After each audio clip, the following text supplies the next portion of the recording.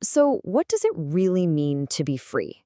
It's a question we probably all think we have a decent answer to. But today, we're going to go on a journey, exploring that very idea through the eyes and the powerful words of Nelson Mandela himself. Let's dive in. All right, so first up is a core idea Mandela believed was central to every single human life. This notion that we're all constantly being pulled in two different, really fundamental directions. He called these the twin obligations. See, on one hand, you have a duty to your inner circle, your family, your parents, your kids.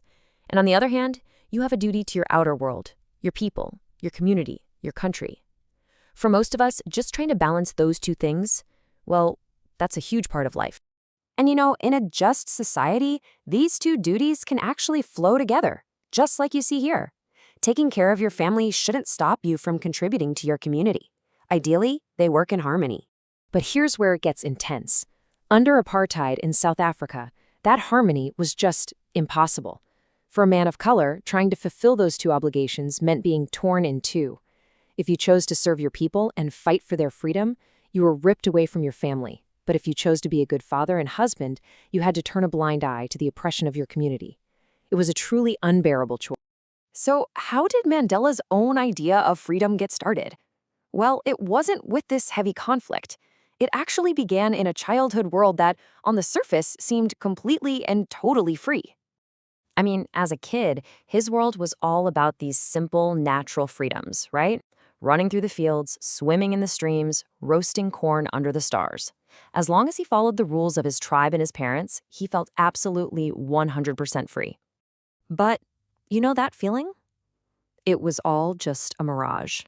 The freedom he thought he had was just a kind of temporary innocence, a childhood illusion that was about to be completely shattered.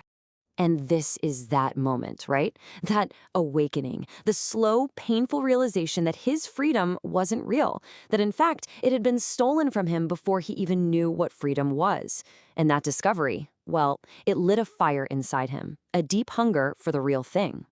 And this hunger for freedom, it wasn't something that just stayed small and personal. Nope, it grew and it changed and it evolved from a desire for himself into a mission for everyone. You can see how it changed.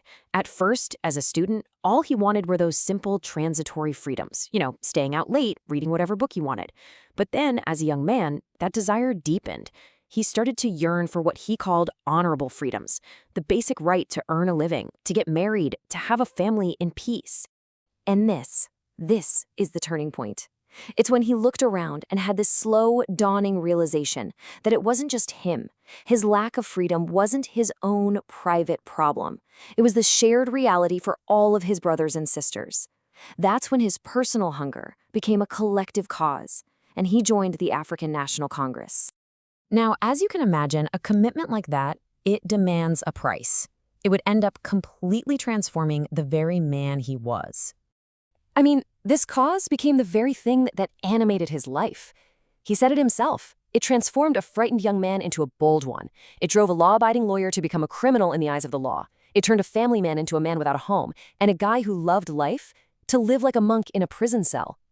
So, it's through all this sacrifice that he gets to his deepest, most profound insight of all. Let's really dig into his ultimate understanding of what freedom is. He realized that you just can't slice freedom up into little pieces. It's indivisible. He couldn't truly enjoy the few, limited freedoms he might have had as long as his people were not free. Because as he put it so powerfully, the chains on any one of my people were the chains on all of them. The chains on all of my people were the chains on me. But get this, he didn't stop there. His thinking took another radical leap, pushing way beyond what most people think of when they think about liberation. This is where things get really deep, maybe even a little challenging. He came to the conclusion that the oppressor is also not free. So true liberation, he argued, means you have to free not just the person in chains, but also the person who put them there. And why is that? Well, because a person who takes away someone else's freedom becomes a prisoner themselves. They are locked behind the bars of their own prejudice, their own hatred, their own narrow-mindedness. It's a prison of their own making.